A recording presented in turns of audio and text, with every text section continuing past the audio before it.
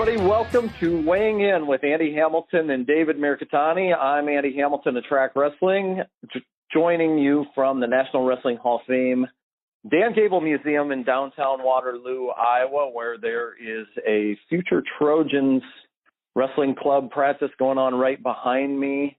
Joey Laser, coming off the U.S. Open, is running the show tonight. So you may hear that a little bit in the background. I'm joined on the phone, as always, from St. Louis by my co-host, David Mirikitani. David, welcome back from Las Vegas. Thank you, sir. I came back. My house is literally an island right now. I am flooded in, basically. Uh-oh. Yeah. Yeah, I should have stayed there an extra day. I came back, and it was like 40 degrees and raining sideways when I got back to Iowa, so that was a little bit of shock to the system. Well, I have to drive up literally a golf cart path for about 3/4 of a mile to get out of my subdivision. So that's not good. No, it's not good. And this is the second time this has happened in a year and a half, so I may be changing residence because the fun part of living on this golf course is not worth it when this happens. So, but yeah, Vegas was cool. The wrestling was phenomenal, and the rain is here, and I just saw the forecast. We're supposed to get more the next 2 days, so it's going to be great. Awesome. Yeah, exactly. Awesome. Maybe go buy yourself a boat. Little pontoon boat. Yeah, exactly. Yeah, exactly. Trade your golf cart in and get a boat. Get around the course. There you go. Anyway, U.S. Open in the books. Pan Am Championships coming up this weekend. You can catch those on Track Wrestling. European Championships, day one of the Euros in the books. Those are on Track Wrestling as well. High school rule changes coming down the pipe here. Two-piece uniforms now is an alternative. Kevin Beasley, All-American from Old Dominion, transferring to Michigan. Jared Verclaren, the last of the, top blue chip recruits on the board, is following that train of talent on the way to Happy Valley. Going to stay in state and go to Penn State. Got a lot of ground to cover, David. Where do you want to get this thing started this week? I think I guess the way that I saw the order was I saw Beasley popped up and is going to Michigan, and we had just gotten done talking about Michigan and Arizona State being teams that we thought could make a big jump, and clearly, he's a guy. I looked at my preseason rankings. I think he's 4th or 5th when I was looking at it. I've got him at 4 because there was only 3 other All-Americans ahead of him: Moore, Haught, and Weigel. So, obviously he's not locked in there, but to pick up a guy that's a preseason number 4, even if it's just a 1-year rental with the team they have, that's huge. And, so that's big. For clearing to Penn State, they just keep things rolling. I'm working right now, literally as we speak. I'm trying to get Cody Sanderson on Matt Chat in the next couple weeks.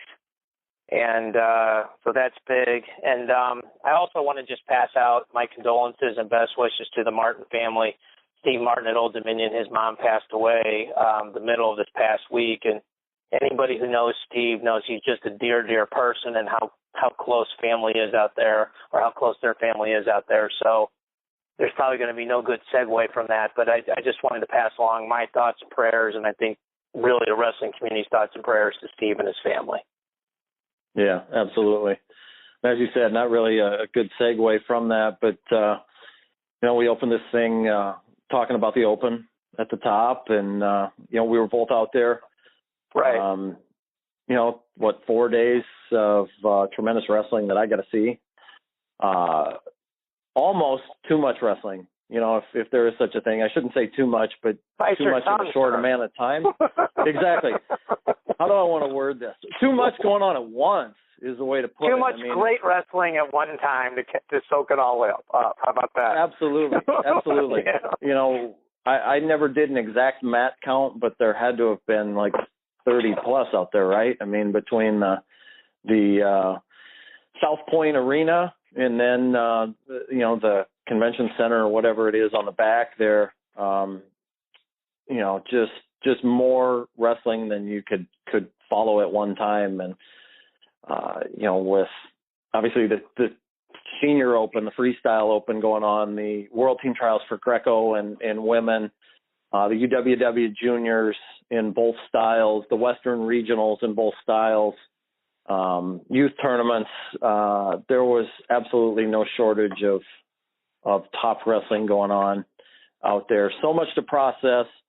David, coming off of that, what are things that are primary in your mind? What are the things that are at the forefront for you as you got back in Vegas? Well, before we get into the wrestling part of it, like the actual nuts and bolts of it, I was telling a friend of mine who called me today and asked me about my time out there. I told him, and this is, no, I mean, we're friends with USA Wrestling. They're not paying us to plug it. But if you want to literally see just the top guys in the country and not spend as much on tickets as you do at other events and literally be able to get a lot physically closer to the wrestling and get great seats, people should go to the U.S. Open. And they should go to the World Team Trials. It's unbelievable. Yeah. I mean, you and I are sitting there, and we're sitting in like 2 rows from Gabe Dean and 3 rows from Mark Hall, and 2 seats over from Lee Pritz. And I mean, you're media, and I'm pseudo media, but I mean, we're just sitting in the stands, literally. And I mean, I can't stress that enough. It's just a super cool experience, and I got to hang around with some guys that have some, extra access and stuff like that. But it's really, it's a cool thing. And, I think most of us are kind of wrestling nerds, and to be around those guys and the other, the kids got autographs, were able to walk right up to, I mean, Jordan Oliver was signing autographs 10 minutes before he, was walking down to the warm-up mat. So, he wasn't the only one. I just saw him doing that. Daringer was doing it. I mean, a bunch of those guys were doing it. And it's just a really, they're going to Vegas. I'm not saying it's like the most family-friendly place in the world, but the wrestling part of it was super family or fan-friendly. So I thought that was really cool. Let me stop you for a second while we're on this topic, because you bring up a point, and I've made this like to remind me of something that's been in my head for a long time, and I've said this to different people. I cannot think of another sport where the higher you go on the ladder, you get to the top step of the ladder, and the crowds are significantly smaller than what they are at other steps of the ladder. I mean, there are, that's a great point. That's a great high school state tournaments. High school state tournaments outdraw the U.S. Open. By a million. All over the place outdraw the U.S. Open. Like you'll even find some high school duels in places that have crowds that rival what there was there in Vegas. I've never been able to figure that out, whether it's just we're not marketing the sport right, whether it's the team element, whether it's, the fact that, an event like the Open, but it's the same way for World Team Trials in the summer. There's just such, we talked about it before on the show, like how we're piggybacking these events one after another, and it just gets to be a lot for the wrestling consumer to keep going. Sure. But like the Olympic trials in Iowa City last year, and they did pretty well, but they didn't completely sell the place out. And you're talking about, a program that will put more people in the seats for dual meets on a regular basis than what they got in the Olympic trials. And so I've just never been able to figure out like how we as a sport can draw more for the highest levels. Cause is it the freestyle and Greco, the international styles are hard to follow for people? Do you think that's part of it? What do you think it is? I think it's loyalty to the laundry. I think that people like Jason Nolf and Zane Rutherford, these guys that are still in college, like people get psyched because they're scoring team points for Penn State. They're not scoring points for that means more to them than Nittany Lion Wrestling Club or Titan Mercury or our Martorian Sunkist Kids. And I just think that's it because, I mean, the backside matches on Saturday morning were ridiculous how good these guys, there's national champions wrestling for 7. I mean, it's crazy how good it was. And, people just, I think a lot of it is money. I think a lot of it is it's right after, it's right after nationals or relatively close. People don't have as much money to spend. probably if you're leaving and, you're leaving your family behind, it's a lot easier to explain you're going to St. Louis than Vegas. Sounds a lot better. But, it's got to be part marketing, too, because you look at a bracket like 86 kilos where Bo Nickel doesn't win it, Gabe Dean doesn't win it, and David Taylor wins it, and he's still not even the number one guy. He's still got to wrestle the bracket just to get to Cox. That's crazy good, right? This is one weight class. But, Gabe Dean and Bo Nickel, literally, 6 weeks ago, that was the match we were all talking about. Now, okay. Yeah, Gabe Dean took 7. Gabe Dean took 7. It's crazy. So. Yeah, yep. How many Hodge winners were there at 74 kilos? Were there 3? There were at least 3. At least 3. More? Yeah. Well, and I bet when it's over, it's 4. I bet Mark Hall gets one. If you look back on it, I just can't stress to people enough, that they should put this event on their calendar. And I don't know that this will be better than the World Team Trials or not. But it's bigger. There's more guys there.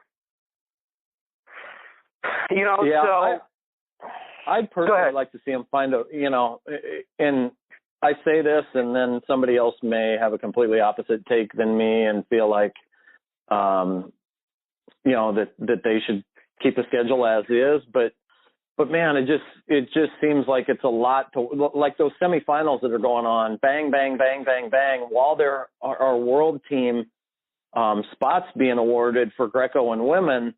At the same time, it's just like, I would just like to see them slow it down and spread it out a little bit so you can actually watch it all and take it all in. But, that's just me. There's probably some other people that like the pace of the tournament and like to be out there and, be out by the pool and go sit in the casino too. But man, I just, there's so much great wrestling going on. And I feel like I feel like I missed more than I got to see. Yeah, and it's so crazy, how easy it is to hang out with certain people. I got to watch the finals with Juan Archuleta, who's the King of the Cage champ, standing on one side of me, and Clarissa Chun, the Olympic medalist, on the other side of me. We're literally, right next to each other, talking about shot clocks and, those kind of things. And, you're right, there's so many matches going on. With the final day, we were trying to get to a spot where we could, no matter what was going on, we had a line of sight where you could see one mat and the other mat was on the screen, whichever way you were looking. So, you could at least catch what was going on in your periphery one way or the other. I just can't stress it enough. It was super cool. The matches were unbelievable. There's new rules, and I'm sure we'd have to be crazy to not touch on that. But just the level of wrestling. When your Hodge winner, a guy like Rutherford, who's an absolute hammer, takes third, that's a good weight class. When you guy that took 5th at the Olympics takes 2nd, that's a good weight class. You look at all the guys that were, Kellen Russell, 2-time champ, Jimmy Kennedy, multiple-time All-American, Dardanes, multiple-time All-American. The weight class is just stupid. The weight classes are stupid good at every weight. It's just so fun to watch. So absolutely. Yeah. So really, really fun. Where do you want to start with the Open? What are your big takeaways? You want to start with Dake and Burroughs? You want to start with that one? That's the one that people are talking about the most, it seems. Sure. Because I literally talked to Mark Manning this morning because we're doing our interview tomorrow. And, I don't want to, we just touched on some things, but, I think both camps have a good argument, right? If you're arguing for Burroughs, you're like, hey, make Dake come out of his 3-point stance, make him not, get off a knee. Every other guy that wrestled when they were on a knee, they made him get up right away. Anybody that went tripod or quad pod, they made him get up right away. If you're Dake's camp, you're like, look, we had all the good leg attacks. Burroughs, if some of the still shots was absolutely smashing him in the forehead and the eyeballs, knocked a couple contact lenses out. And, he got put on the shot clock twice, scored on one of them, and it's hard to win that way. So, it's whoever you're really biased towards. You're going to look at the match through those eyes. I actually talked to the referee after that finals match, and I asked him about 2 or 3 calls, and he's like, these are not cut and dry. It's not black and white. It's gray, and it's interpretation. And he was the same ref standing on the side with the correct throw at 65 kilos, which I'm sure we'll get to. And even the referees don't like some of the rules, but their job is to interpret them. I think the rules were as big of a star of the weekend as anything, because there's a lot of rules that are set up where the referees can decide the match. And I think if you're a conspiracy theorist, you think UWW did this so when you go international, it's a lot harder for the Americans to win. And it really sort of feels that way. I've talked to people that are a lot smarter than me, and that's what they think. And I can't disagree with them. It kind of feels that way. So I do feel like, I know there's some other good guys at that weight. Dieringer, and Valencia and Chris Perry, and I'm sure Mark Hall will probably wrestle at that weight, but it feels like those two are destined to meet again in the final 2 out of 3. I know you were there watching. What did you think about that? Well, to your point about, the rules being the big star of the weekend, I totally agree. I think that, and I go back to 2013 and when we got in this position as a sport in the predicament with, wrestling being put on the chopping block for the Olympics and the leadership change at the international governing body, when Nenad Lalovic got in charge. I remember, I was at the Des Moines Register and my former colleague Bryce Miller and I did like a 26-week project where we wrote about something every week in a weekly series that had to do with wrestling and its place in the Olympics, how it got put in this place, where the fight stood. And the thing that I vividly remember the most out of all of that was Lalovic saying, I want to make the sport more viewer friendly, make it so somebody that's never seen wrestling before can come into an arena and sit down, and by the time they leave at the end of the day, they can understand the rules. And I think ever since then, it's gotten further and further and further from that mission, little by little. And seemed like everything was on the right track there for several months, and it just seems like it's like just gotten a little off path here. I don't know what you think, but no, but it's crazy. So first of all, not you, but the general public, we all need to understand. They run tournaments in one day. They run them straight through. It's not a double elimination like most of us are used to. They don't want overtimes. And then you have movements that somehow equate to each other. So you hit me in a perfect high crotch or a double leg, that's 2 points. Then you post me on the head one too many times, that's interpreted as hand to the eyes, and that's 2 points plus a caution for me. We're just not used to that being equivalent in folk style, right? Like, you're going to get warned, you might get unsportsmanlike conduct, and it's 1. And I think they should change that rule to 1 point, and they should you get 1 verbal, and then they just start calling it. And it's, these wrestlers, they're like kids. It's like testing curfew. They're going to just keep pushing it till you hit them with it. But if the second time I hit you in the head, they go, point. I'll stop. I'll stop. That's just, it's kind of like the new scramble rule that may go into effect, right? We talked about this a couple of weeks ago. The good guys are going to wrestle different. So, yeah. Everybody adjusts to the rules. I saw a guy out there who I truly respect, saw him across the gym, walked up to him, didn't even say hi, and he goes, these bleepity bleep rules are so bleepity bleep ridiculous, I can't believe it. Didn't even say hello, like that's how bad it was. First thing he said, I'm like, how you doing, man? It's like, it's so frustrating for people because it like you said, the common person cannot understand who's winning. Good people don't know who's winning. And then they change rules, and some of the guys are really smart about it, right? Like with the shot clock. Now, if you're on the shot clock and it hits 30, they give me 1, but they don't stop it. Well, that's what Ramos did. He waited, but if you score in that period, you don't get the extra point. He got that leg up on Garrett, looked over at the shot clock, waited for the shot clock to run out, and then finished the move. Yeah. So really smart wrestling, and so, but again, that's an adjustment because, 6 months ago or however long that was, you think differently because the rules are different. They're going to stop it, so I'd have to go hard for a finish or just hang out and make sure I get my 1. So, yeah.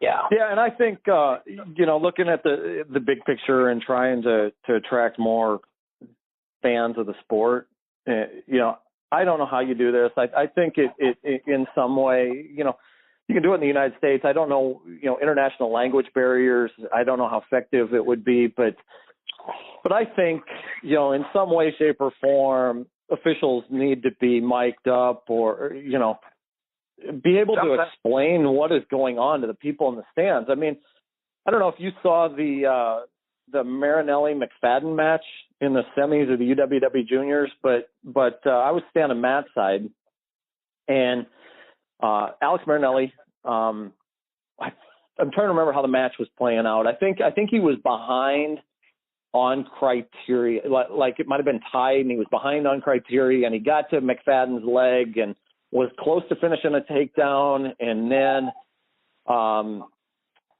he went out. They went out simultaneously. Went out. Didn't know who the point was going to go to. I think it was originally awarded to Marinelli, and I could be wrong with some of the details here. But they went and they looked at it. The officials reviewed it. They gave the point back to McFadden. They took it off the board from Marinelli, gave it back to McFadden. The Iowa corner, they threw the block. It got reviewed again, and it got reversed. So Marinelli won the challenge, won the match, and I'm standing there Matt's side, and I'm wondering, like, what the hell just happened? Like, how did like what was the point for in the first place? That they waved it off. What did they see that they waved it off? And then what did they see the second time around that they didn't see the first time that they changed their minds? That and how many people do you think at first, give me a percentage number here. How many people you think sitting in the stands knew what was going on with Oliver and Rutherford? I'd say 10 to 25 because I was Matt's side and I was standing next to guys.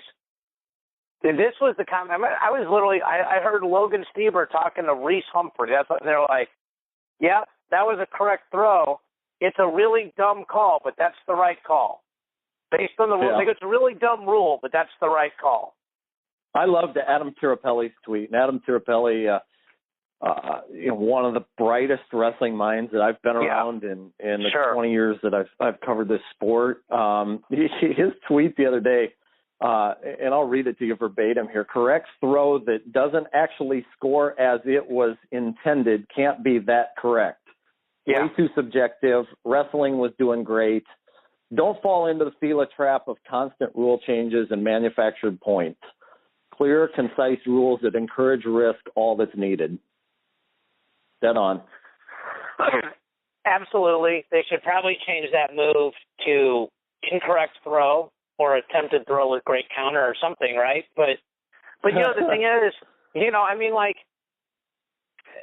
I'm friends with Jordan. I've known Jordan a long time, and the one thing I have to give him credit for was at least he went for it, right? He put the referee in his position to make a decision, and everybody agreed that was actually the right call.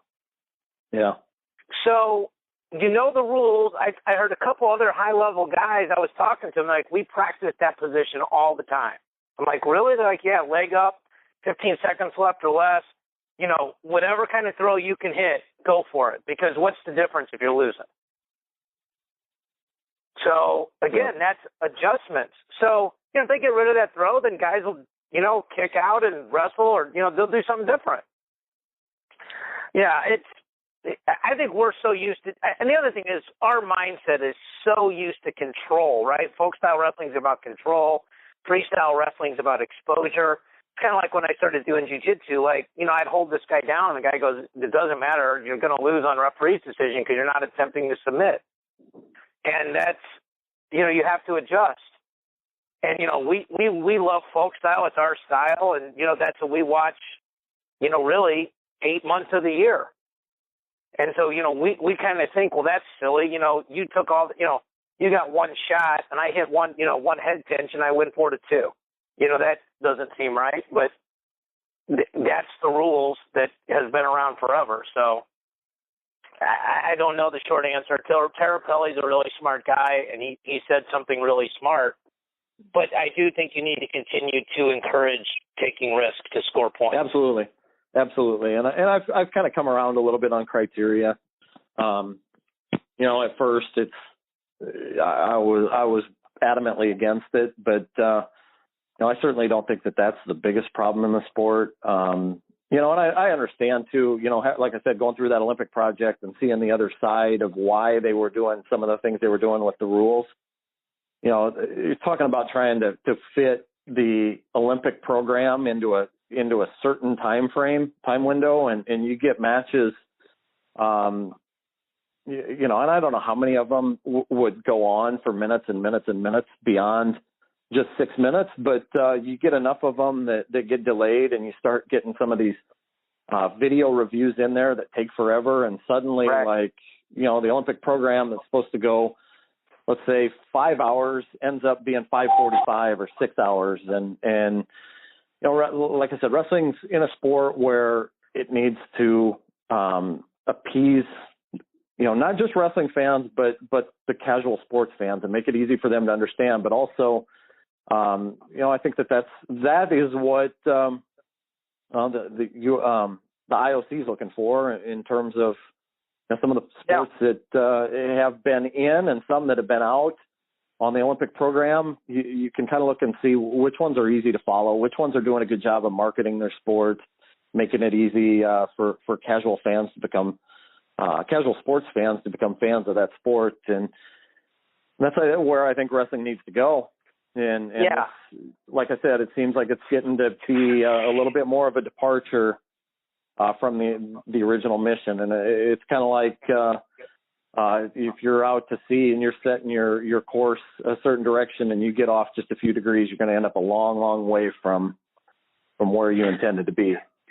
Well, the coolest match I ever watched in my life was the Dennis Hall, Brandon Paulson Olympic qualifier match, and it was, I think, in 04 or 08 in Dallas, whichever one that was. 04 in Indy.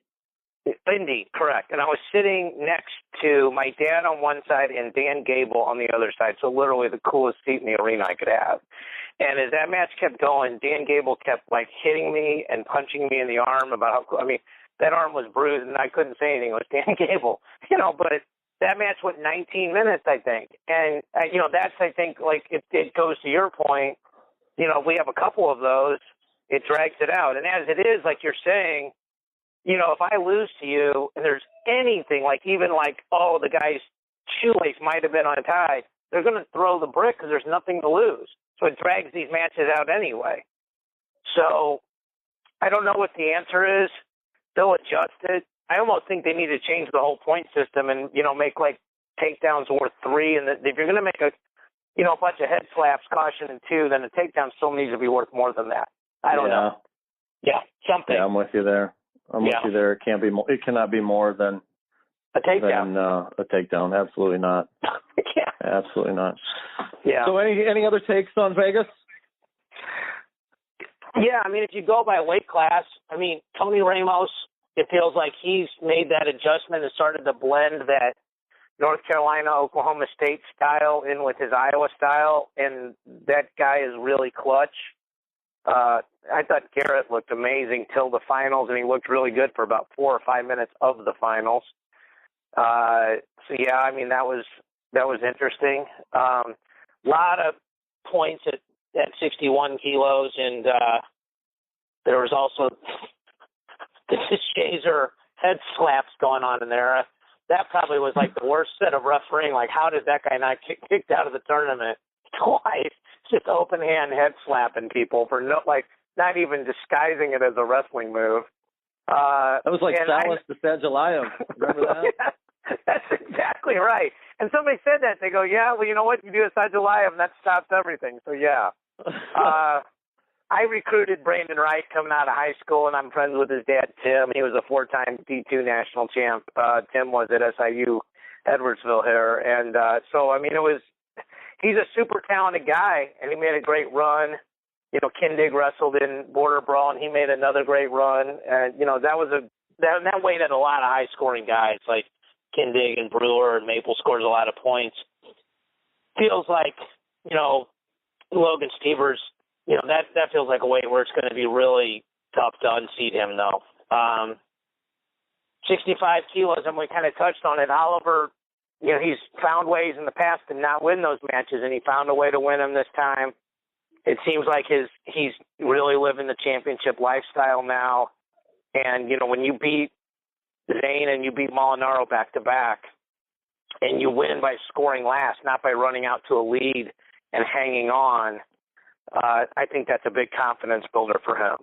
And it'll be interesting because if this, you know, if it holds, Molinaro would wrestle Zane in the finals to get to Oliver. So I think, you know, that's an interesting dichotomy there. James Green looked really good. Although, did you see the very end of the Green-Kolchitsky match? I did not. I like, you know, I was spending most of the night over at the interview station there, and most of the tournament that I watched is going to be on the computer. But I had my back to the championship match most of the night, unfortunately. Well, so Green's winning the match. I think it's like 4-1. It's, you know, 3-1, 4-1, something like that, 5-1. And the referee goes 3, 2, 1, and Green's in like a real loose bear hug, and Kolchitsky's in double overs, and you can see he's just trying to load him up. And they go 2, 1, time, and clearly it's his time. And Green relaxes, and Kolchitsky hits the sweetest, you know, back salto for 4. I mean, that wasn't points; it was clearly afterwards, but it just goes to show you relax for a half a second, and there's so many good guys. I mean, it was crazy. You know? I mean, he was feet overhead so quick. So, you know, Green's the same. You know, I think Green's the guy that would do the best for us at the Worlds at that weight, obviously, based on his history. And we talked about 74 kilos, 86 kilos. I talked to a guy who's, you know, works with his friend works with David Taylor as his nutritionist, and he was showing me the training that they're doing to get him up to that weight class. And it's so next level. It's amazing. Like, they're cooking in specific pans so that, like, you're getting copper and not zinc in your diet, like secondhand. And I mean, you know, I told my dad, I go, if you look at David Taylor as a freshman, his body and his face, and you looked at him this last weekend, that didn't even look like those two guys are related. I mean, he looks like a full-grown 189 now. I don't know if he's cutting any weight, but he certainly looks big for the weight. And I thought Heflin had a surprisingly good tournament. You know, you wouldn't have picked him to take third coming in. And then, you know, Downey had a really good tournament too. And we've been, you know, kind of talking about him all year. He had a really good tournament. And then 213 or 97, you know, Kyvan really controlled the bracket. It'll be interesting to see, you know, where Kyvan and Kilgore and those guys get seated. I imagine it'll be 1-2 or 2-1 in one way or another. You know, but they still got to go through Snyder, so that's a tough road to hoe.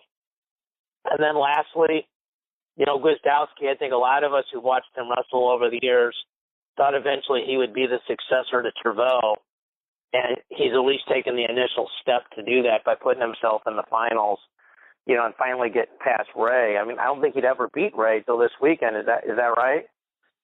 I'm not 100% sure on that, but I think you might be right.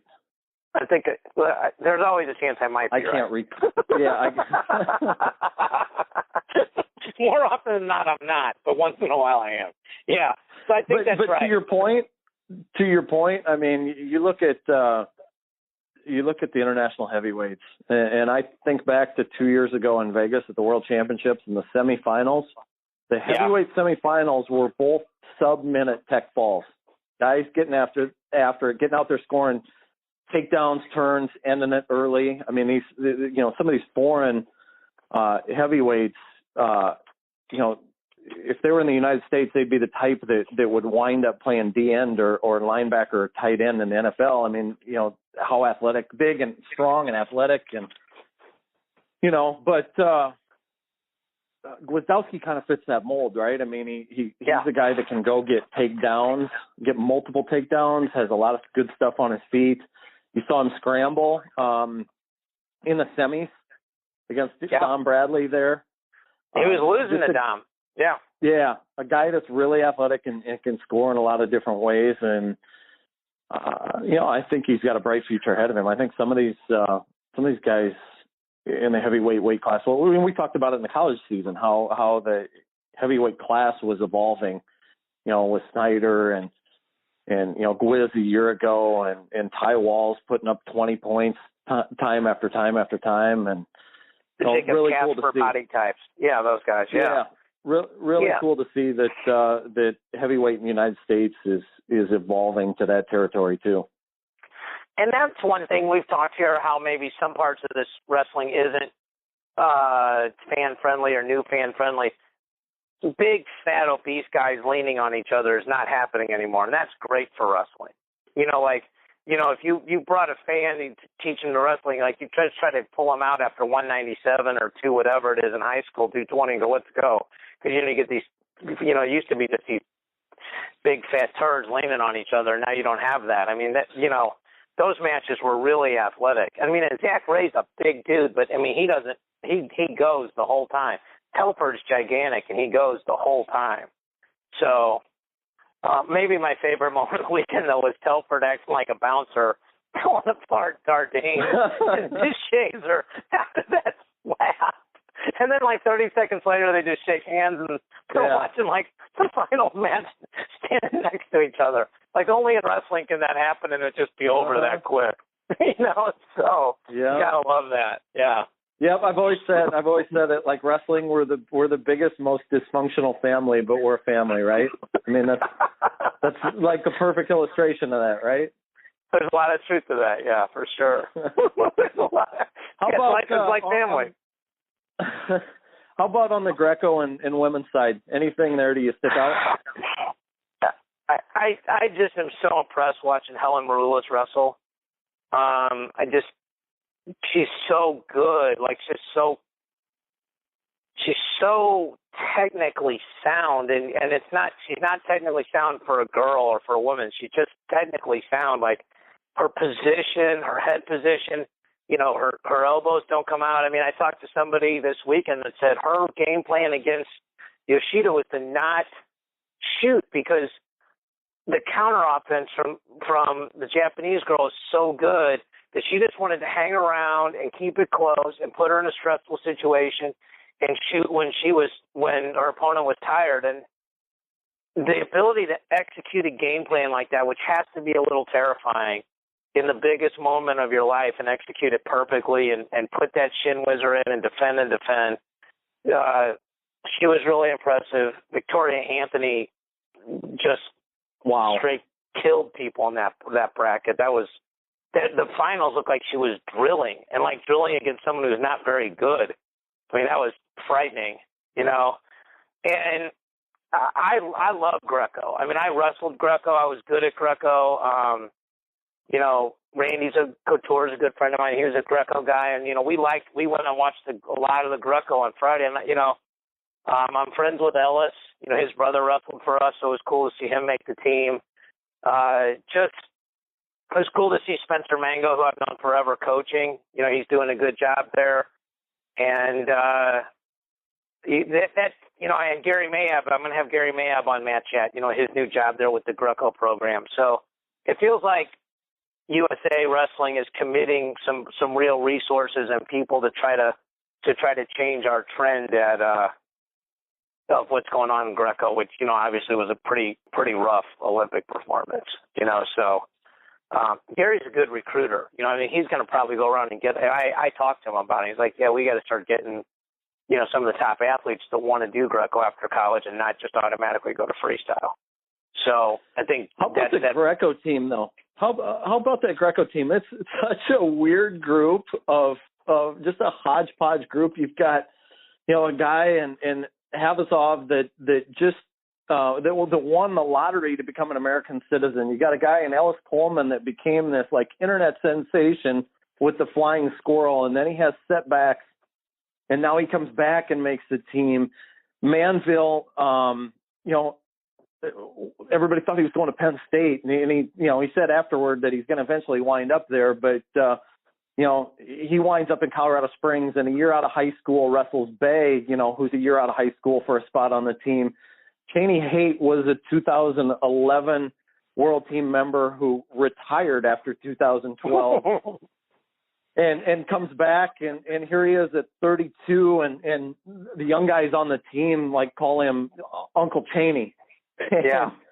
And provisor Robbie Smith coming off Olympic spots, D'Angelo Hancock, another guy that a young guy, up and comer. So it's super talented. Hancock is super talented. Yeah, and then throw Patrick Smith in there. It's just such a unique, diverse group of guys.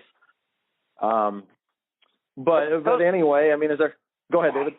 No, those Greco guys, they're like a lot of MMA guys. They're like, they came through JUCO or NAIA or D2 or D3. Like, they don't take the path you see of, if you look at the guys that won the freestyle trials, Ramos, national champ.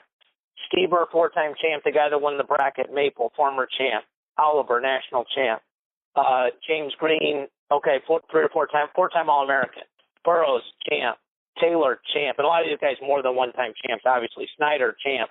Quiz, champ. Then you look at the collegiate resumes of the Greco guys, and you're digging around because it's just not that cut and dry. So, I was sitting next to some guys, and I'm like, if I was recruiting Greco, I'd look at all the freestyle guys that, are maybe like 4th to 8th, that realistically can't make the ladder, maybe have a bad time defending their legs, and are really good at gut-wrenching dudes. And I would recruit the hell out of those guys. And there's guys at every weight you can look at that would probably transition really well. So, I just can't say it enough. People should go watch that tournament. It's so cool. And I think, tickets are like $50 or something, or maybe 100, but I mean, they're not, and that's for all the sessions. So, and there was, like you said, so much wrestling, and I think we retracted it's not too much. It's just so much to watch, and it's so good. You feel like no matter what you watch, you're like, oh, I missed that. But it's so good, and there's so many top-level guys. And the guys are really friendly. I mean, like I said, a ton of dudes signing autographs and everything like that. I hope the World Team Trials are attended really well. We're going to try to pub that up when we talk to Coach Manning this week, which will go on next week. But, maybe that being in the Midwest and it, maybe being a cheaper drive for a lot of people, that it'll be attended really well because that was a super cool meet to watch. I can just tell you that. Well, we got some awesome stuff on track wrestling this week. As I mentioned, European Championships started early this morning. I was up at 3 a.m. when those things kicked off, 3 a.m. Central Time. Always fun to watch, guys that around the globe that you don't get to see all that often. Right. And then coming up Friday, Saturday, Sunday, Pan Am Championships. Those, again, will be live on Track Wrestling. Just a quick rundown of the rosters for those, and we can hit on those, David, if you want. Let's start with Greco. 59 kilos, Ryan Mango. 66, Hayden Tuma. 71, Pat Smith. 75, Kamal Bay. 80, Cheney Haight, Uncle Cheney. 85, Ben Provisor. 98, D'Angelo Hancock. 130, Robbie Smith. Women's freestyle, Victoria Anthony at 48 kilos. Olympian Haley Augello at 53, Becca Leathers at 55, Kayla Miracle at 58, Allie Reagan at 60, Mallory Veltz at 63, Forrest Molinari at 69, and Victoria Francis at 75. So 6 of the 8 World Team members for the women's freestyle team, they're going to be on the mat this weekend. And men's freestyle, 57 kilos, Tyler Graff. 61, Logan Stieber. 65, Kellen Russell. 70, James Green. 74, Kyle Rochelle. 86, Gabe Dean. 97, Kyle Snyder making his return to the mat for the first time since NCAA Championships. 125, Don Bradley. So, David, you're going to have your eye on Pan Ams? You're going to be watching those? Yeah, especially now that they're using those as the points because they're going to do seeding. So, I mean, that's important, So, I mean, yeah, for sure. And, me, I'm just a wrestling nerd, so I'll probably end up watching it anyway, So, but, yeah, there's a secondary part to that. And, I think for, especially the Greco team, there's a chance, besides the Cubans, they shouldn't be underdogs in a lot of matches down there. And, that's how you build. We talk about these college programs that build, and you got to go to some places that maybe you haven't won, but you're not that far behind, and you figure out a way to win those matches, and then you just start going from there. So, hopefully, obviously, we all hope the Americans just crush it and do great, but, that there's some momentum built there. Everybody stays healthy, and, they start going in the right direction. So, yeah, I mean, it's that'll be really cool to watch for sure. So, and then we talked about this kind of at the top. The two-piece uniforms are now a thing, right? Or at least an option. Yeah, that was passed today, or announced today. Yeah. Well, my dad's a big proponent of that. He coaches at a small school, and he said that there's a lot of kids that just don't want to wrestle because they don't want to be in a singlet. And even Art Martori mentioned that in his interview with us that, hey, if that's what it takes to, drive wrestling numbers up, then do it. So it'll be, in college, really, it's been Edinburgh primarily, right? That's promoted these. So I think Duke has a little bit too. It seems, right? If I'm not mistaken, I feel like they have, or at least maybe the tops. I could be wrong on that, but well, we had some cool ones made from Missouri Border Brawl, and they were done by Rudis, and they were super cool. And I think. They were kind of a vision of what stuff could look like with the school colors and where those kids wrestled in college or where they were training out of. So I think I think you can make some really, make some cool stuff and probably make some more money for the school because, people walk into the bookstore, they're a lot more likely to buy shorts or T-shirts that look like those, and they're not buying singlets, that's for sure. So, yeah. That might actually help prove that wrestling can be profitable, which again we talked about a week or two ago, that the more you can do that, the more likely we are to grow the sport. So I think I was mistaken. I think Connor Hartman just wore a shirt underneath, or like a compression shirt or something underneath his singlet. Maybe that's just right. Him when he had the 25-minute funk roll with Farr, right? That scramble that lasted like like a whole period. Yeah. Edinburgh's done it though. I know Edinburgh has for sure. They've pushed the envelope. Yeah, and I think I really don't see any downside to it. I mean, we got declining numbers at the high school level, and to the point your dad made. I mean, how many kids, even at the lower, younger levels, just don't want to wear the singlet? They're just not comfortable wearing the singlet. He had 2 kids quit because of the singlet.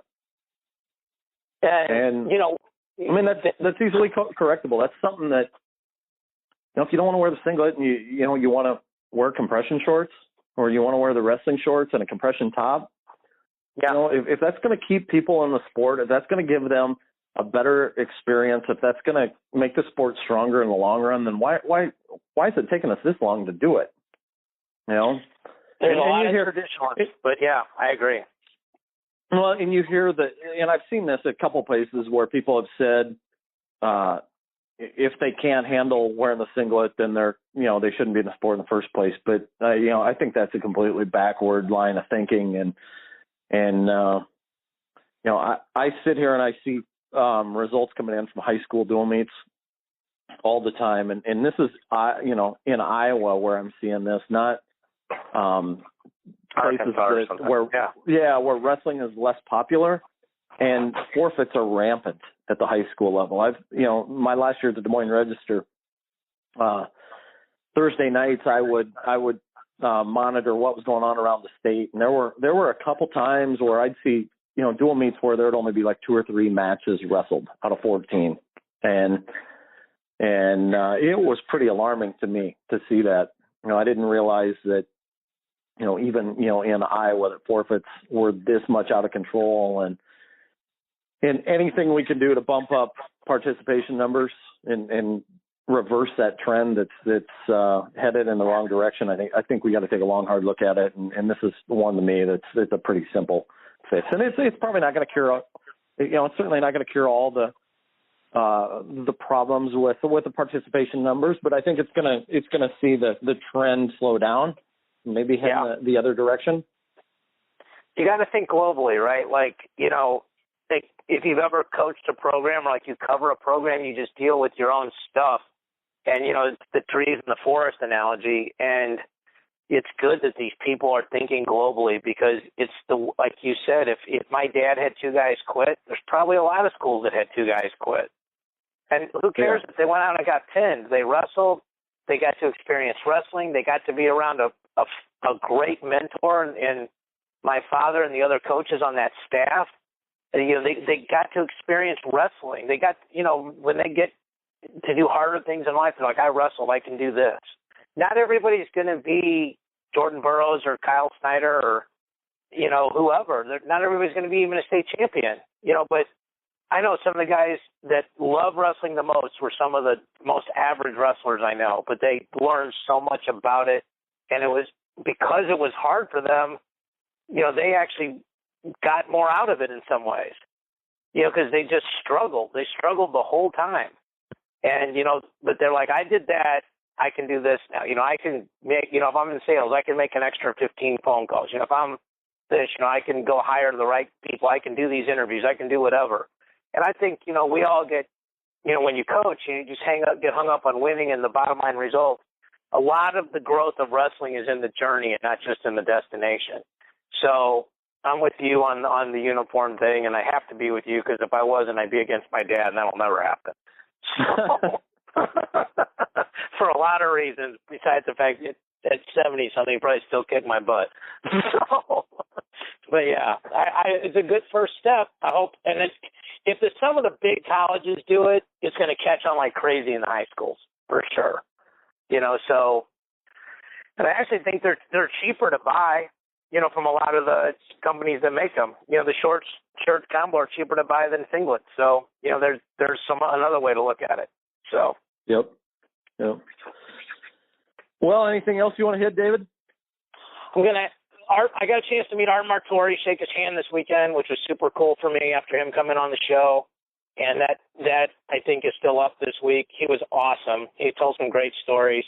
And I'm going to have Chris Roseman on from the St. Louis Sports Commission to talk about the bidding process and then the execution process of hosting the Nationals. And then Mark Manning is going to come on the following week and talk about JG and JB and Nebraska, and then, what to expect from the World Team Trials. So got some good guys lined up, and it was cool to kind of talk to a lot of people there that we were able to get a few more things lined up coming up this month. A couple of you and I have been working on a long time. I think they're finally going to come to fruition. So, until they happen, I'm not going to say anything, but we're excited about, where Matt Chat's going as well. Awesome.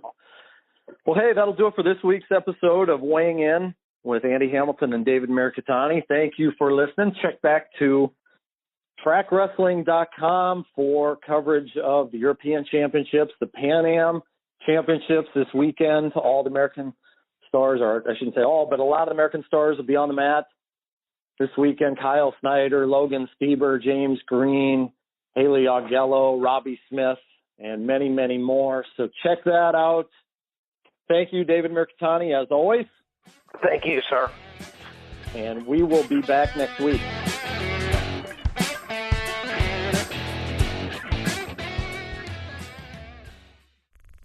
This show is part of the Matt Talk Podcast Network. For more wrestling podcasts, head over to MattTalkOnline.com.